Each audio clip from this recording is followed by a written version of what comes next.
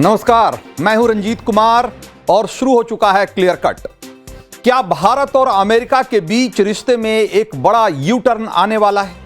क्या ट्रेड और टैरिफ को लेकर चल रही तनातनी के खत्म होने में अब बस कुछ ही घंटे बाकी हैं? क्या अमेरिकी राष्ट्रपति डोनाल्ड ट्रंप, जिन्होंने भारतीय इकोनॉमी को डेड इकोनॉमी कहा था और दावा किया था कि भारत अब चीन के साथ जा चुका है, क्या वही डोनाल्ड ट्रंप प्रधानमंत्री नरेंद्र मोदी के लिए बड़ा दिवाली गिफ्ट तैयार करने में लगे हुए?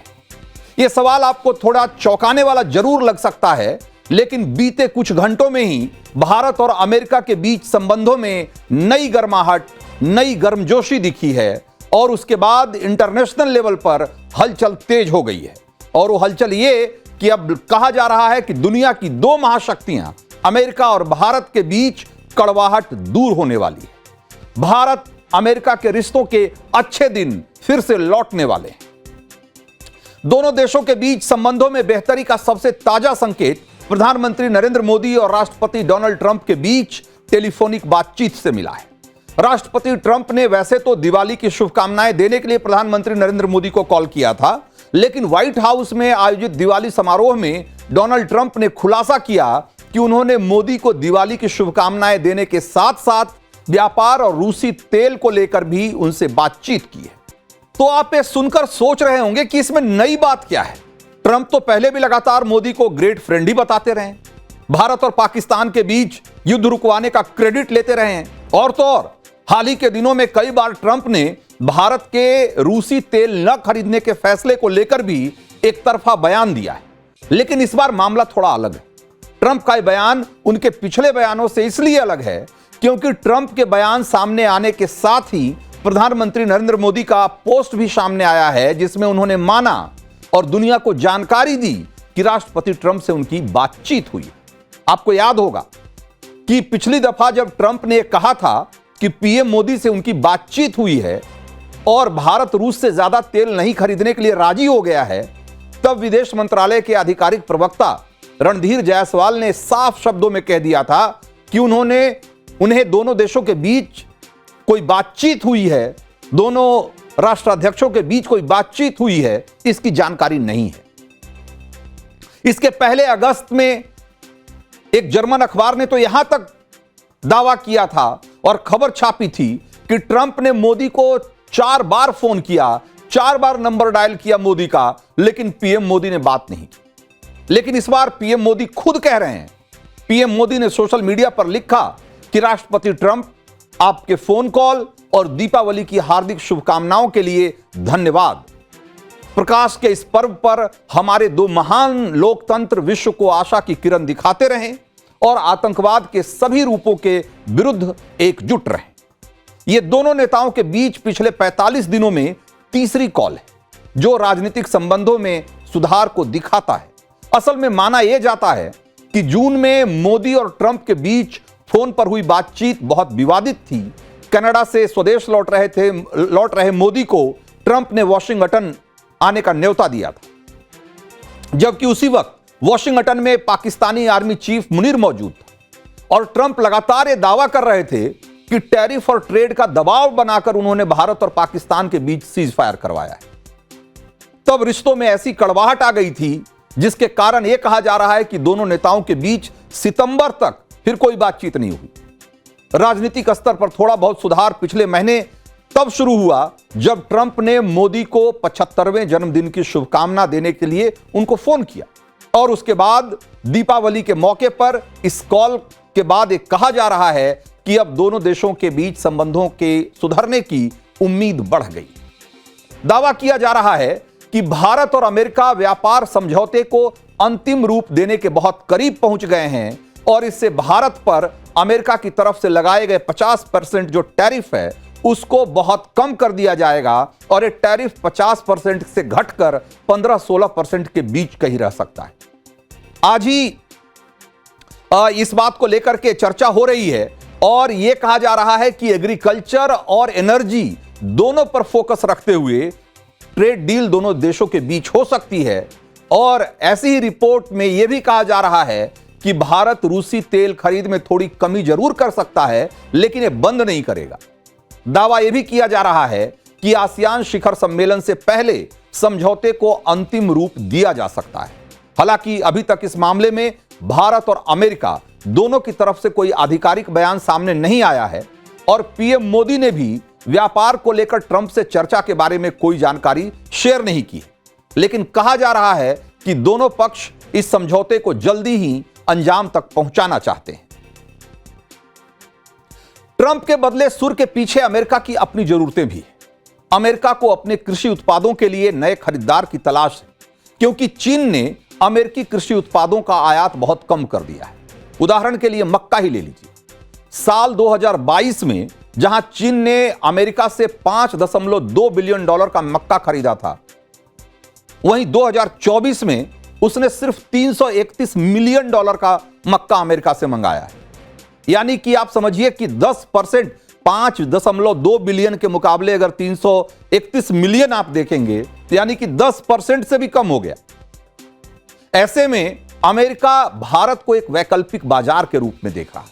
उसे उम्मीद है कि जो चीन के आयात नहीं करने की वजह से जो उसको नुकसान हो रहा है, उसकी भरपाई अगर भारत का आयात बढ़ता है तो उसकी भरपाई हो सकती है। तो सिर्फ बाजार ही नहीं है, बल्कि निवेश के लिए भी भारत एक बड़ा डेस्टिनेशन है और यह बात भी पूरी दुनिया मानती है और ट्रंप को भी इस बात का एहसास है। एक छोटा सा उदाहरण मैं आपको दिखाता हूं। अभी ये जो आप स्क्रीन पे देख रहे हैं, ये साहब जो स्क्रीन पर आंकड़े दिखा रहे हैं, वो है ब्लैकस्टोन कंपनी के सीईओ जॉन ग्रे। और ब्लैकस्टोन एक अमेरिकी कंपनी है जो लोगों और संस्थाओं के पैसे को अलग अलग तरह के निवेश में लगाती है, उनका पोर्टफोलियो मैनेज करती है ताकि उनसे मुनाफा कमाया जा सके और ये मुनाफा अपने क्लाइंट के साथ शेयर करती है। इस कंपनी के पास कितना पैसा मैनेज करती है या कितना असेट मैनेज करती है, आप जानेंगे तो हैरान रह जाएंगे। $1 ट्रिलियन अगर रुपए में आप देखेंगे ना, 83 लाख करोड़ रुपए से ज्यादा की संपत्ति है जिसको कि ये ब्लैकस्टोन कंपनी संभालती है। और इस मल्टीनेशनल कंपनी के सीईओ जॉन ग्रे जो बोल रहे हैं उसको सुनिए गौर से। वो कह रहे हैं कि दुनिया में अगर कोई निवेश करने की यानी पैसा लगाने की सबसे अच्छी जगह है आज की तारीख में, सबसे सुरक्षित कंट्री है कोई, तो वो है इंडिया। दुनिया कितनी उम्मीद के साथ, कितनी विश्वास के साथ भारत की ओर आज की तारीख में देख रही है। भारत के विकास के मजबूत आधार को देखते हुए आईएमएफ ने पिछले हफ्ते ही चालू वित्त वर्ष के लिए, मतलब इस साल के लिए, भारत की जो जीडीपी का ग्रोथ रेट का अनुमान है उसको रिवाइज किया है और 6.4 से बढ़ाकर उसको 6.6 कर दिया है। और भारत के जिस मध्यम वर्ग की बात अमेरिकी कंपनी के सीईओ कर रहे थे और वो कह रहे थे कि अगर आज की तारीख में दुनिया में सबसे बेहतर निवेश की कोई जगह उनको दिखती है तो भारत है, वो क्यों है, उसकी वजह भी समझिए। और जिस मिडिल क्लास की बात कर रहे थे उसकी ताकत समझिए।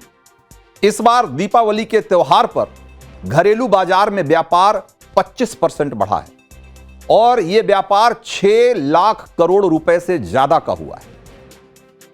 इसमें 5.4 यानी कि 5,40,000 करोड़ रुपए की जो बिक्री हुई है वो सामानों की हुई है और 65,000 करोड़ रुपए सर्विसेज से आए। पिछले साल यानी कि 2024 में यह आंकड़ा 4.25 लाख करोड़ रुपए का था। कहां 4.25 लाख करोड़ और वहां कहां 6 लाख करोड़ से ज्यादा। आप इसी से अंदाजा लगाइए कि इस देश का जो मिडिल क्लास है उसकी ताकत क्या है और जीएसटी का एक छोटा सा इंसेंटिव उसने क्या कमाल किया है। और ये इंसेंटिव, जो जीएसटी का इंसेंटिव दिया गया, उसके पीछे जो सोच थी वो यही थी कि जो दुनिया भर से भारत के ऊपर जो प्रेशर बनाने की कोशिश हो रही है, खास करके अमेरिका की तरफ से जो टैरिफ के रूप में एक दबाव बनाने की कोशिश की जा रही है, उसको किसी तरीके से खत्म किया जाए और मार्केट को इस तरह का इंसेंटिव मुहैया कराया जाए जिसकी वजह से जो ये बाहरी दबाव है वो भारत के ऊपर कम हो और भारत की अर्थव्यवस्था किसी तरीके से कहीं से भी इसमें कोई गिरावट या कहीं रुकावट या कोई धीमापन नहीं है।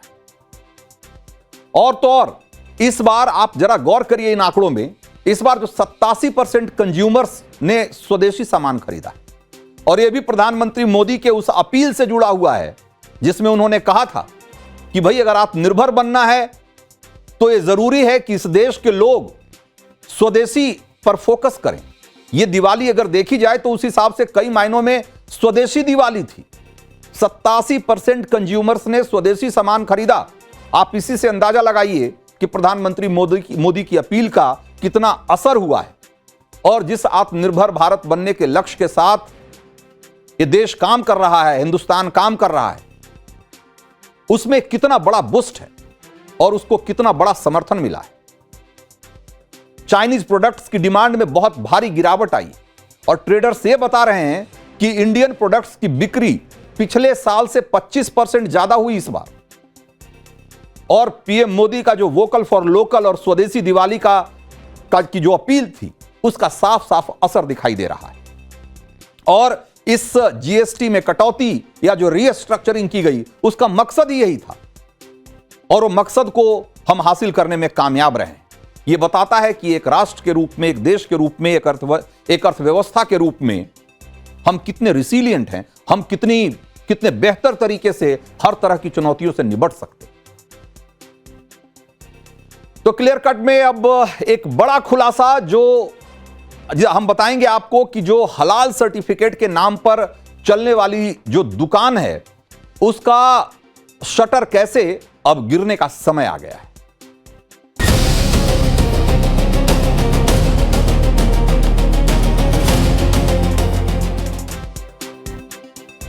हलाल सर्टिफिकेशन को लेकर चंद घंटे पहले सीएम योगी ने जो बयान दिया उस पर यूपी समेत पूरे देश में सियासत गर्म है। सवाल उठ रहे हैं कि क्या हलाल सर्टिफिकेट भारत विरोधी बड़ी साजिश का हिस्सा है? क्या इससे होने वाली कमाई का इस्तेमाल भारत में आतंकवाद, लव जिहाद और धर्मांतरण जैसी देश विरोधी गतिविधियों को फैलाने में हो रहा है?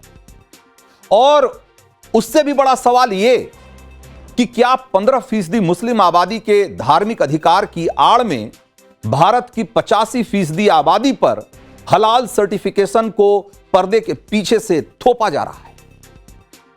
क्लियर कट में आज इस बड़े मुद्दे की चौंकाने वाली परतें खोलूंगा, लेकिन उससे पहले आपको सुनाता हूं योगी आदित्यनाथ का बयान कि उन्होंने असल में कहा क्या है। आप जब कोई सामान खरीदते हैं तो सामान खरीदते समय एक चीज जरूर देखिए, क्या उसमें हलाल सर्टिफिकेशन तो नहीं लिखा हुआ है। यानी हर वस्तु में हलाल सर्टिफिकेशन। हमने यूपी में बैन किया है। मुझे लगता है कि आज यूपी के उत्तर प्रदेश के अंदर कोई उसको खरीदने का या कोई बेचने का दुस्साहस नहीं करेगा। और हमने जब कार्रवाई प्रारंभ की 25,000 करोड़ रुपए देश के अंदर हलाल सर्टिफिकेशन से होता है और भारत सरकार की या राज्य सरकार की किसी भी एजेंसी ने उन्हें मान्यता नहीं दी है। ये सारा का सारा पैसा आतंकवाद के लिए, लव जिहाद के लिए और धर्मांतरण में दुरुपयोग होता है और इसीलिए उत्तर प्रदेश ने इसके खिलाफ बड़ी कार्रवाई प्रारंभ की है कि हलाल सर्टिफिकेशन के नाम पर भारत के उपभोक्ताओं का शोषण करने वालों के खिलाफ सख्त कार्रवाई होनी ही चाहिए। तो सीएम योगी ने कहा कि हलाल सर्टिफिकेशन यूपी में बैन है, फिर भी आम जनता को खरीदारी में अलर्ट रहने की जरूरत है, सावधान रहने की जरूरत है, क्योंकि हलाल सर्टिफिकेशन की कमाई का दुरुपयोग हो रहा है। इससे आतंकवाद, लव जिहाद, धर्मांतरण की फंडिंग हो रही है। यही नहीं, योगी आदित्यनाथ ने यह भी कहा कि आम भारतीय उपभोक्ताओं का शोषण किया जा रहा है इसके जरिए। सीएम योगी के इन आरोपों की पूरी पड़ताल आपके सामने मैं रखूंगा, लेकिन पहले आपको यह बता दूं कि हलाल सर्टिफिकेशन का पूरा चक्कर क्या है। तो असल में हलाल सर्टिफिकेशन इस्लामी शरिया कानून पर आधारित एक सर्टिफिकेट है और यह इस बात की गारंटी है कि बिकने वाला सामान हलाल प्रक्रिया से बना हुआ है। इस्लाम में हलाल प्रक्रिया से पशुओं का मांस निकालने के लिए उस प्रक्रिया का इस्तेमाल किया जाता है। और इस्लाम में वैसे तो देखा जाए तो हलाल और हराम का एक पूरा कॉन्सेप्ट है, लेकिन जिस संदर्भ में हलाल सर्टिफिकेशन की बात होती है वो मुख्य रूप से पशुओं के मांस निकालने को लेकर एक प्रक्रिया है जिसमें कि हलाल प्रक्रिया का इस्तेमाल होता है या उसको इस्तेमाल करते हैं। शरिया के मुताबिक मुस्लिम आबादी हलाल वाला मांस ही खाती और हलाल वाले मांस की गारंटी के लिए इस हलाल सर्टिफिकेशन की शुरुआत हुई कि कोई मांस जो बाजार में बेचा जा रहा है, अगर किसी मुस्लिम को बेचा जा रहा है तो वो हलाल प्रक्रिया से उसको तैयार किया गया है कि नहीं, इसकी गारंटी के तौर पे हलाल सर्टिफिकेशन की शुरुआत हुई थी। तो सोचिए शुरुआत कैसे होती है और आगे कैसे कैसे कहां जाती है, मैं बताता हूं आपको।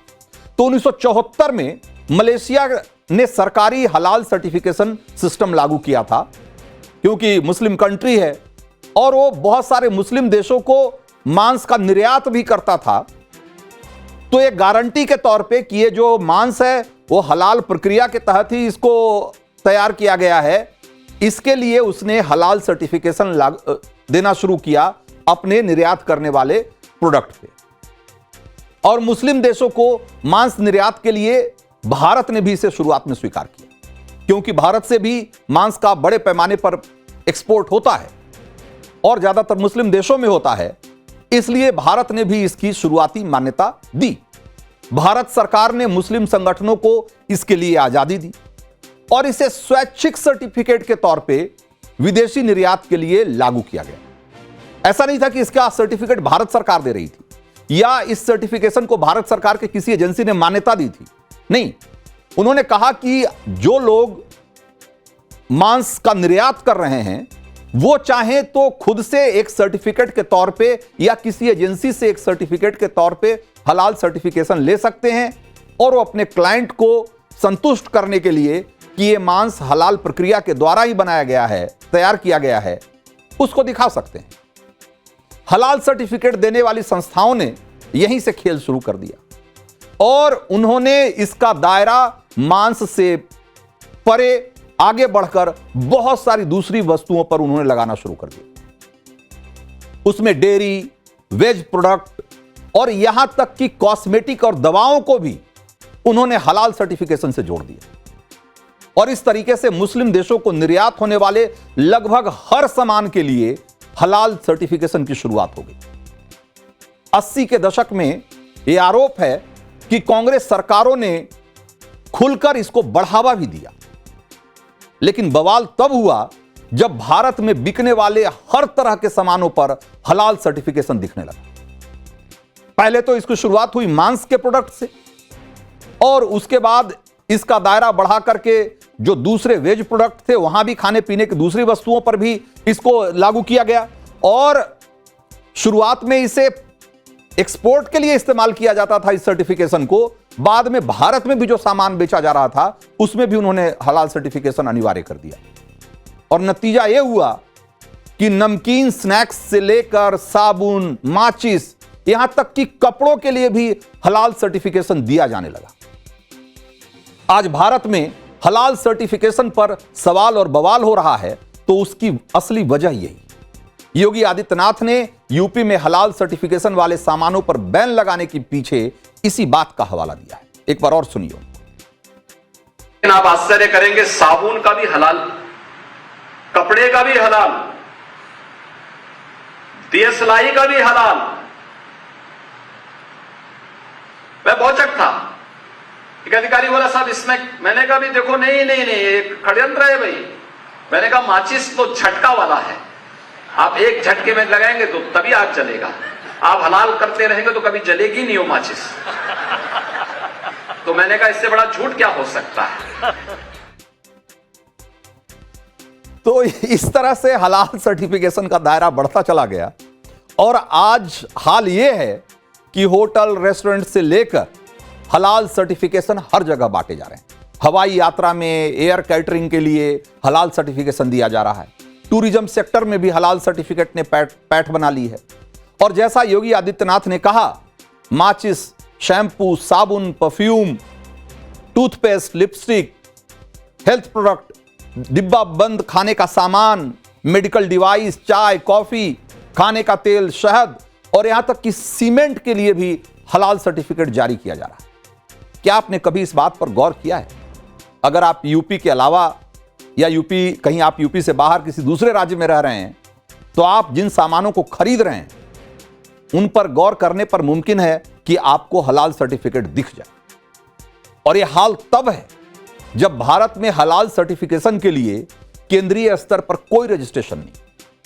क्वालिटी काउंसिल ऑफ इंडिया के आई कैश हलाल स्कीम के तहत कुछ चुनिंदा सर्टिफिकेशन को मान्यता है और खाने पीने के सामानों के लिए जो सबसे बड़ी सरकारी एजेंसी है FSSAI यानी कि food safety and standard authority of India, उसका सर्टिफिकेशन का प्रावधान है।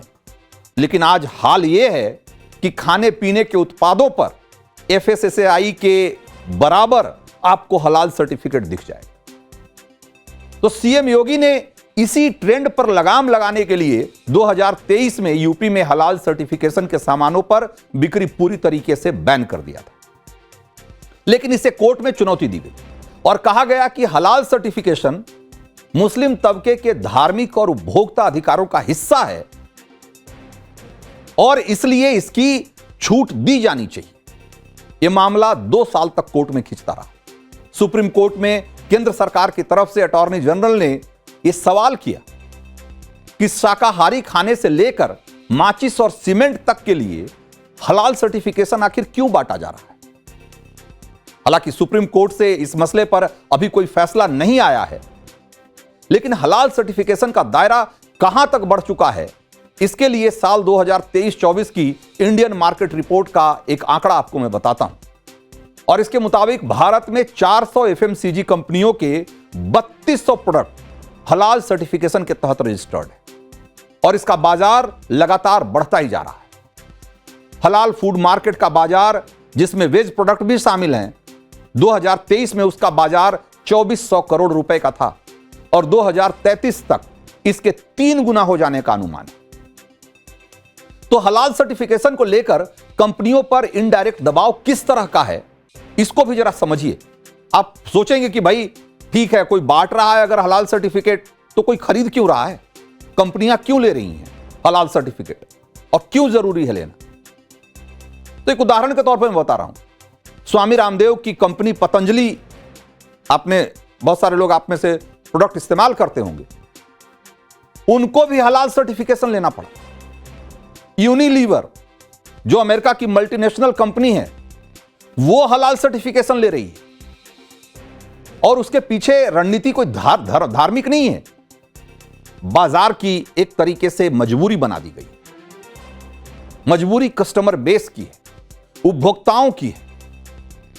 उन्हें धार्मिक मुद्दों से मतलब नहीं, लेकिन भारत के बाजारों में हलाल सर्टिफिकेशन वाले जो सामान बिक रहे हैं, उसके लिए मुस्लिम आबादी के धार्मिक अधिकार का हवाला दिया जा रहा है। और जो दूसरी बड़ी इनके सामने मजबूरी है वो ये कि अगर पतंजलि को मिडिल ईस्ट में अगर कोई सामान अपना एक्सपोर्ट करना है तो उसके लिए हलाल सर्टिफिकेशन जरूरी है।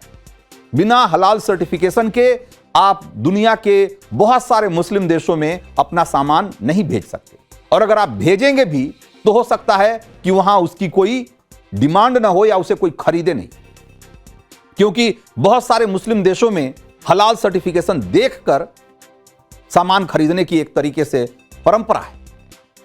और इसी दबाव में बहुत सारी कंपनियां हलाल सर्टिफिकेशन ले रही। हालांकि अब इस मुद्दे पर बहुत सियासत भी हो रही है और बहुत सारे लोग अलग अलग तरह की दलीलें दे रहे हैं। कांग्रेस के सांसद हैं इमरान मसूद, वो क्या कह रहे हैं, जरा एक बार सुनिए। मुसलमान हलाल ही खाएगा, आपके हराम करने से नहीं खाएगा, हलाल ही खाएगा। मुसलमान पे कोई फर्क नहीं पड़ता है कि आप सर्टिफिकेशन करें नहीं करें, वो खाएगा हलाल। टेररिज्म के लिए ये वाली जो फंडिंग है उसका इस्तेमाल किया जाता है। अरे बेकार की बातें करते हैं, फालतू की है। कौन सी आपकी पुलिस क्या कर रही है, आप क्या कर रहे हो, आप क्या कर रहे हो, आपकी पुलिस क्या कर रही है? सिर्फ गोली मारना आती है आपको। तो यूपी में हलाल सर्टिफिकेशन पर बैन का असर हालांकि अब दिखने लगा है। नवभारत संवाददाता ने यूपी के 3 महत्वपूर्ण शहरों लखनऊ, अयोध्या और वाराणसी में पड़ताल की तो हमें पता लगा कि वहां हालात क्या हैं। जरा देखिए एक बार। ये पेंट है, हाँ, इमल्सन एशियन पेंट का है। क्या पेंट कंपनी कभी गाइडलाइन देती है कि इसको यादव लोग खरीदें या इस मुस्लिम लोग खरीदें? कभी नहीं, सभी के लिए है, सभी भारतवासी लोगों के लिए है। बघेल साहब, यादव जी, पंडित जी, ठाकुर साहब सब खरीद सकते हैं और खान साहब भी खरीद सकते हैं। और ना ही कस्टमर को भाई हमको भी नहीं पता है ये बर्जर किस धर्म के विशेष धर्म के आदमी की है कंपनी, मुझे नहीं पता है ना, लेकिन सभी कस्टमर खरीदते हैं, अपने घरों में लगा। कोई हलाल सर्टिफिकेट इस पर भी नहीं है? कुछ भी नहीं। कभी आपने सुना हलाल सर्टिफिकेट का इन चीजों में? नहीं, इस तरीके की चीजें तो मतलब होती तो नहीं है। अब कोई इन चीजों को इशू का बना के बखेड़ा, कोई दुकान खोलकर बैठा हो सर्टिफिकेट बांटे, वो अलग बात नहीं, वो चीज गलत होती है ना। कितने सालों से आप चला रहे हैं? हमको अभी 2 साल हुआ है। 2 साल में आपकी नॉलेज में कभी नहीं आया इस तरीके का मैटर? कभी नहीं आया। पेंट में आपने कभी सुना हलाल सर्टिफिकेट मिलता हो उसे? नहीं, ऐसा नहीं है। फिर तो कल को पानी में भी हलाल आने लगेंगे। हलाल वाला पानी या कैसा? सब हलाल वाला पानी आ गई है। ये तो असंभव वाली चीजें हैं जिस चीज में मिक्सअप नहीं हो सकता किसी आप चीज। जिंदगी में बहुत सारी चीजें इस्तेमाल करते होंगे, घर से लेकर, दुकान से लेकर, ऑफिस से लेकर, बच्चों की पढ़ाई से लेकर। कभी कहीं ऐसे सर्टिफिकेट की आपको तुक बनती दिखती है? नहीं, ऐसे तो कोई तुक नहीं बनता। मेरी नज़र में तो बिल्कुल गलत है ये। गैर मुस्लिम समुदाय को हलाला सर्टिफिकेट के सामान बिल्कुल भी नहीं खरीदने चाहिए, क्योंकि ये कहीं ना कहीं हमारे पीछे एक साजिश हो रही है जो हमें ही आगे चल के दिक्कतें प्रदान करेंगी। और इससे मुझे जहाँ तक लगता है कि जो फंडिंग इकट्ठा होगी वो कहीं ना कहीं देश को नुकसान पहुँचाने के लिए और आतंकवाद जैसी गतिविधियों में ही इस्तेमाल होगा। तो मेरी आप लोगों से विनती है कि इस तरह के हलाला सर्टिफिकेट वाले सामान बिल्कुल भी ना उपयोग करें आप लोग। मुख्यमंत्री जी ने जो कार्रवाई की है बहुत ही सही कार्रवाई की है, और हलाला सर्टिफिकेट लगा करके अगर उसके निर्माता बेच रहे हैं और उसका मिसयूज हो रहा है पैसे का, तो वो यूपी के अंदर अब हलाल सर्टिफिकेशन से जुड़ा कोई प्रोडक्ट नहीं बिकेगा, और इसे लेकर बाकायदे जो कानून है वो भी अब बना दिया गया है। और इसी बात की तस्दीक करने के लिए हम एक स्टोर के अंदर मौजूद हैं, और यहाँ पर हम आपको दिखाने की कोशिश कर रहे हैं कि क्या जो यहाँ पर प्रोडक्ट बिक रहा है क्या वो हलाल सर्टिफाइड है या फिर उस पर किसी दूसरी संस्था का मोहर। देखिए, जैसे मसलन हमने एक मस्टर्ड ऑयल लिया है और यहाँ पर किसी तरीके का कोई हलाल सर्टिफाइड जो प्रोडक्ट है वो यहाँ पर नहीं दिखाई पड़ रहा है। हालांकि जब हमने इस स्टोर के मैनेजर से बात की तो उन्होंने कहा कि जो भी प्रोडक्ट उनके स्टोर में आता है तो इस बात का पूरा ख्याल रखा जाता है, उसकी स्क्रीनिंग की जाती है कि क्या उनके प्रोडक्ट पर किसी तरीके का हलाल जो सर्टिफिकेशन है वो तो नहीं है। तो हलाल और हराम को लेकर जो पॉलिटिक्स हो रही है वो अपनी जगह है, लेकिन योगी ने जो मुद्दा उठाया है उस पर उन्हें मुस्लिम मौलानाओं और इस्लाम के जानकारों का भी समर्थन मिल रहा है। हालांकि मौलाना सीएम योगी के उस दावे को गलत करार दे रहे हैं कि हलाल सर्टिफिकेशन की कमाई का इस्तेमाल आतंकवाद और धर्मांतरण के लिए किया जा रहा है, उसकी फंडिंग के लिए किया जा रहा है। लेकिन वो ये बात भी मान रहे हैं कि जिस तरीके से हलाल सर्टिफिकेशन को एक कमाई का जरिया बना लिया गया, उगाही का एक तरीका बना लिया गया, औजार बना लिया गया, वो गलत है। जरा सुनिए। कि जो हलाल सर्टिफिकेट दिया जाता है इसकी कोई हैसियत नहीं है। हलाल के लिए जो शरीयत ने शर्तें रखी हैं बस वही सही है, दुरुस्त है। उस सर्टिफिकेट को लगा करके जारी करके पैसा कमाया जा रहा है, शरीयत के नाम पर, मजहब के नाम पर गोरख धंधा किया जा रहा है। और इस तरह की चीजों पर लगाम लगना चाहिए। हाँ, जहां तक बात मुख्यमंत्री योगी आदित्यनाथ जी की यह है कि वो कह रहे हैं कि हलाल सर्टिफिकेट से होने वाली कमाई आतंकवाद में खर्च हो रही है, मैं उनकी इस बात से इत्तेफाक नहीं रखता हूं। तो यहां पर एक बात और आपको बता दें कि भारत में हलाल सर्टिफिकेट जारी करने वाली सबसे बड़ी मुस्लिम संस्था जमीयत उलेमाए हिंद है, और ये वही संस्था है जिस पर कई आतंकी हमलों के आरोपियों को कोर्ट केस लड़ने और उन कोर्ट केस की फंडिंग करने का आरोप लगा है। उन पर यह आरोप है कि ये बहुत सारे वैसे लोग जिनके ऊपर आतंकवाद के मुकदमे चल रहे हैं उनकी पैरवी करते हैं और उनका मुकदमा लड़ने के लिए फंड भी जुटाते हैं। 26/11 मुंबई हमले के आरोपी कसाब से लेकर भारत में हुए कई आतंकी हमलों में आरोपियों को बेगुनाह बताकर जमीयत उनके साथ खड़ी दिखाई देती है, और इस बात को लेकर सवाल उठते रहे। योगी आदित्यनाथ जी केवल महंत नहीं है तो वो एक राज्य के मुख्यमंत्री है। उन्होंने उसकी जांच में ये पाया कि जो झांगुर बाबा अर्थात जलालुद्दीन है उनका कैसे रैकेट चल रहा था, और जिसके अंदर लव जिहाद के लिए हलाल इकोनॉमी से पैसा किस प्रकार से जा रहा है। तो ये केवल यहाँ पर ही उपयोग हो रहा है ऐसे नहीं है, चाहे मुंबई ब्लास्ट का केस हो, जयपुर ब्लास्ट का केस हो या आतंकवाद से संबंधित कोई भी घटना हो, उसके अंदर आज जो आतंकवादी पकड़े जाते हैं, जिन्होंने कमलेश तिवारी जी की हत्या की, जिन्होंने कैलाश भरवाड़ की हत्या की, ऐसे कई सारे आतंकवादियों को न्यायालयीन सहायता में इस हलाल के पैसे का उपयोग किया जाता है। अर्थात ये आतंकवादियों का समर्थन है और इसलिए इन आतंकवादियों को बड़े बड़े अधिवक्ता दिए जाते हैं, उनको उपलब्ध करवाया जाता है और उसके लिए हलाल का पैसा उपयोग में लाया जाता है और इसलिए हलाल का संबंध आतंकवाद से है। तो हमें जो इस बारे में जानकारी मिली है वो ये है कि हलाल सर्टिफिकेशन देने के लिए कई बार 100 से लेकर $500 तक की रकम ली जाती है और इस रकम को कई बार आपको सर्टिफिकेट को रिन्यू कराने की जरूरत पड़ती है, इसलिए बार बार भी आपको यह पैसा देना पड़ सकता है। और ऐसे में जो ये दावा किया जा रहा है कि 25,000 करोड़ रुपए की उगाही इसके जरिए की जा रही है, इसमें क्या सच्चाई है, इसकी अलग से जांच की जाने की जरूरत है। लेकिन बहुत सारे लोग मानते हैं कि पूरी दुनिया में जिस तरह की हलाल इकोनॉमी खड़ा करने की कोशिश की जा रही है और जिस तरीके से हलाल सर्टिफिकेशन के नाम पर बिजनेस व्यवसाय से उगाही की जा रही है, हो सकता है यह आंकड़ा उससे भी बहुत बड़ा हो। तो क्लियर कट में अब वक्त है अगली स्टोरी का और आपको यह बताने का कि बिहार चुनाव में कौन सी पार्टी जीत के लिए नंबर फॉर्मूला हासिल करने का दावा कर रही है।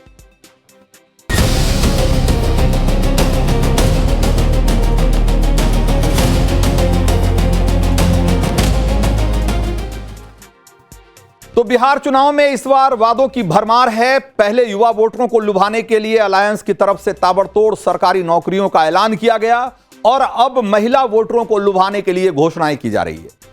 एक बार फिर तेजस्वी यादव वादों का पिटारा लेकर आए और इस बार टारगेट किया बिहार की जीविका दीदियों को। तेजस्वी ने प्रेस कॉन्फ्रेंस करके ऐलान किया कि सरकार बनने पर जीविका दीदियों का वेतन 10,000 रुपए से बढ़ाकर सीधे 30,000 रुपए हर महीना कर दिया जाएगा। आप सोचिए, सीधे 3 गुना। और जीविका दीदियों को अस्थायी करके उनको सरकारी कर्मचारी का दर्जा भी दे दिया जाएगा। जीविका समूह की दीदियों को 2 साल का जो अब तक का जो ब्याज है उस पर ऋण भी नहीं लिया जाएगा और अगर उनको ऋण आगे लेना भी पड़ेगा तो उस पर ब्याज नहीं लिया जाएगा। साथ ही उनको 5 लाख रुपए तक का बीमा भी करवा के दिया जाएगा और अगर उनसे कोई दूसरा सरकारी काम लिया जाता है तो प्रति माह 2,000 रुपए भत्ता भी देंगे अलग से। यह सब तेजस्वी यादव ने आज वादा किया। जब उनसे पूछा गया कि वो इसके लिए कहां से पैसा लेकर आएंगे तो और इसको लागू कैसे करेंगे तो उन्होंने क्या कहा, जरा एक बार सुनिए पहले। फिर आप पे सवाल उठाएंगे कि इतना पैसा कहां से लाएंगे। वो आप छोड़िए कहां से लाएंगे नहीं लाएंगे। जो लोग घोषणा पहले 10,000 लाने वाले कहें कि वो कहां से 10,000 ला रहे, उनके पास तो कोई जवाब नहीं। हम लोगों ने पहले भी करके दिखाया। तो तेजस्वी को प्रमाण देने की जरूरत नहीं है। बिना अध्ययन के, बिना साइंटिफिक तरीके से, बिना जितने आपके एक्सपर्ट्स हैं, बिना उनके राय के हम कोई घोषणा नहीं करते। तो माना यह जा रहा है कि महागठबंधन में टूट फूट की खबरों के बीच तेजस्वी ने जो एक बड़ा चुनावी दांव के तौर पे इसको खेला है, इस मुद्दे को आगे रखा है और इसकी बड़ी वजह यह है कि महिलाओं का एक बहुत बड़ा वोट बैंक है जो चुनाव दर चुनाव महत्वपूर्ण होता जा रहा है और इन महिला वोटरों में जीविका दीदियों की जो भूमिका है वो कितनी अहम है, जरा उसको भी आप समझिए। बिहार में 11 लाख से ज्यादा सेल्फ हेल्प ग्रुप सक्रिय हैं, स्वयं सहायता समूह जिसको कहते हैं, और इसमें से हर एक स्वयं सहायता ग्रुप में 5 से लेकर 10 या 15-20 महिलाएं भी जुड़ी हो सकती हैं और इन महिला सदस्यों को ही जीविका दीदी कहा जाता है। और रिपोर्ट्स के मुताबिक बिहार में 1 करोड़ 30 लाख से ज्यादा जीविका दीदी है। 1 करोड़ 30 लाख से ज्यादा। और ये आंकड़ा कितना बड़ा है इसका अंदाजा आप इस बात से लगाइए कि बिहार में जो कुल मतदाता हैं उनका करीब 17-18% जीविका दीदी, 17-18%।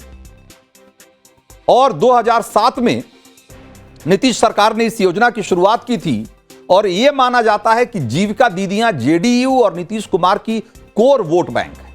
और चुनाव से पहले नीतीश कुमार ने मुख्यमंत्री महिला रोजगार के तहत जो 10-10 हजार रुपए की आर्थिक सहायता इनको दी है, उससे ये कोर वोट बैंक और मजबूत हुआ है नीतीश के पक्ष में। मुख्यमंत्री महिला रोजगार योजना के तहत अब तक 1 करोड़ 21 लाख महिलाओं को 10 हजार रुपए की मदद दी जा चुकी है। इसीलिए एनडीए के नेता यह कह रहे हैं कि तेजस्वी यादव सफेद झूठ बोल रहे हैं और सिर्फ सपना दिखा रहे हैं। इतनी बड़ी संख्या में, इतने बड़े पैमाने पर महिलाओं को 30-30 हजार रुपए हर महीने देना मुमकिन ही नहीं है। सुनिए एक बात। जिस बात की चर्चा वो कर रहे हैं, 15 साल तक उनके पिताजी माताजी ने बिहार को लूटा, बिहार की जनता देखी, पूरा बिहार जानता है ये लोग गप मारने वाले लोग हैं और ये लोग सिर्फ सपना दिखा सकते। और आज जीविका दीदी के लिए जितना भारत सरकार और बिहार सरकार की है, 15 वर्षों के शासनकाल में जो राजद कांग्रेस कम्युनिस्ट का राज रहा है, उसमें जीविका दीदी पर क्या किसी पे नहीं सोचा गया। तो जो कभी सोचा ही नहीं है वह आगे क्या कर सकता है। भ्रम फैलाने की बात है, सफेद झूठ बोल रहे हैं। जीविका दीदी मोदी नीतीश के साथ है, एनडीए के साथ है। तो बिहार के फाइनल वोटर लिस्ट के मुताबिक राज्य में कुल 7.43 करोड़ वोटर्स हैं, मतलब कि 7 करोड़ 43 लाख वोटर हैं, और जिसमें से कि करीब 3.5 करोड़ महिलाएं हैं। यानी कि कुल मतदाताओं का लगभग 47% महिलाएं हैं। और इसमें महत्वपूर्ण बात यह है कि वोटिंग के मामले में बिहार में महिलाएं पुरुषों से हमेशा बाजी मार ले जाती हैं। 2020 में महिला वोटर्स का मतदान प्रतिशत करीब 60% था, 59.7%, जो कि पुरुषों की तुलना में ज्यादा था। 2015 में भी चुनाव में महिलाओं की भागीदारी बहुत ज्यादा थी, 60.4% महिलाओं ने वोट किया था। और 2024 लोकसभा चुनाव में 59.4% महिलाओं ने वोट किया। हालांकि वोटिंग में महिलाओं के अनुपात के हिसाब से टिकट बंटवारे में उनको उतनी तरजीह नहीं मिलती है। बीजेपी और जेडीयू दोनों ने 13 महिला उम्मीदवार को चुनाव मैदान में उतारा है और आरजेडी ने 24 महिलाओं को टिकट दिया है। कांग्रेस ने 5 महिलाओं को उम्मीदवार बनाया है। उस हिसाब से अगर देखिएगा तो उम्मीदवारी के मामले में महिलाओं का जो आंकड़ा है वो 10-12% से ज्यादा का नहीं बैठता है। लेकिन ऐसा लगता है कि टिकट की जो भरपाई है वो महिला केंद्रित योजनाओं और फ्रीबेज के जरिए करने की कोशिश की जा रही है। और आरजेडी की जो माई बहन सम्मान योजना है, बेटी योजना है और जीविका दीदियों का वेतन बढ़ाने की जो घोषणा किया है आज तेजस्वी यादव ने, ये सब उसी कड़ी का हिस्सा है। 2025 के बिहार चुनाव में आरजेडी ने अपनी चुनावी रणनीति में कैसे बड़ा बदलाव किया है, महिलाओं के फोकस के बारे में तो आपको हमने बताया। जरा आप देखिए कि जातीय समीकरण में उसमें क्या बदलाव किया गया है आरजेडी और बीजेपी और जेडीयू की तरफ से। जरा उस पर भी आपको एक नजर देखना चाहिए। तो हम आपको कुछ आंकड़ों के जरिए आपको दिखाते हैं कि ये आरजेडी की सोशल इंजीनियरिंग में इस बार देखिए कि मुसलमान तो जितने कैंडिडेट थे पिछली बार 2020 में, उतने ही कैंडिडेट इस बार भी आपको दिखाई दे रहे हैं। 18 उम्मीदवार पिछले बार भी थे, इस बार भी 18 हैं। लेकिन जो उनका कोर वोट बैंक है यादवों का, उसमें उन्होंने थोड़ी कटौती की है। पिछली बार 58 यादवों को टिकट दिया गया था, इस बार 52 को दिया गया है। और यह बढ़ाया किधर गया है, इसको देखिए, थोड़ा रोचक है। 13 अगड़ी जाति के 13 लोगों को टिकट दिया गया था, इस बार 16 लोगों को दिया गया है, जिसमें से कि 7 राजपूत, 6 भूमिहार, 3 ब्राह्मण हैं। और उस हिसाब से अगर देखा जाए तो अगड़ी जाति के लोगों पर या वोट पे उन्होंने थोड़ा भरोसा जताया है कि हो सकता है कि इस बार अगड़ी जाति से भी कुछ लोग उनको वोट करें। ये एक तरह की सोशल इंजीनियरिंग करने की कोशिश की गई है। लेकिन मोर और लेस अगर देखा जाए तो आज भी जो सबसे ज्यादा भरोसा वो मुस्लिम और यादवों पर ही है, आरजेडी को। जरा जेडीयू और बीजेपी, एनडीए ने क्या चेंज किया है, जरा उस पर भी गौर करने की जरूरत है। आप देखिए, इस बार यह कहा जा रहा है कि बीजेपी और जेडीयू ने जो गैर यादव ओबीसी हैं उन पे ज्यादा भरोसा किया है, क्योंकि उनको ऐसा लगने लगा है कि यादव वोट बैंक के भरोसे या उससे किसी तरह की उम्मीद करना शायद अब वो उसका समय निकल चुका है। इसीलिए देखिए कि इस बार जो यादव है, जेडीयू में सिर्फ 8 यादव को वोट दिया है, उम्मीदवार बनाया है, जबकि पिछली बार 2020 में 18 यादवों को टिकट दिया था जेडीयू ने। उसी तरीके से बीजेपी ने इस बार सिर्फ 6 यादव को उम्मीदवार बनाया है, जबकि पिछली बार 15 यादव को टिकट दिया था बीजेपी ने।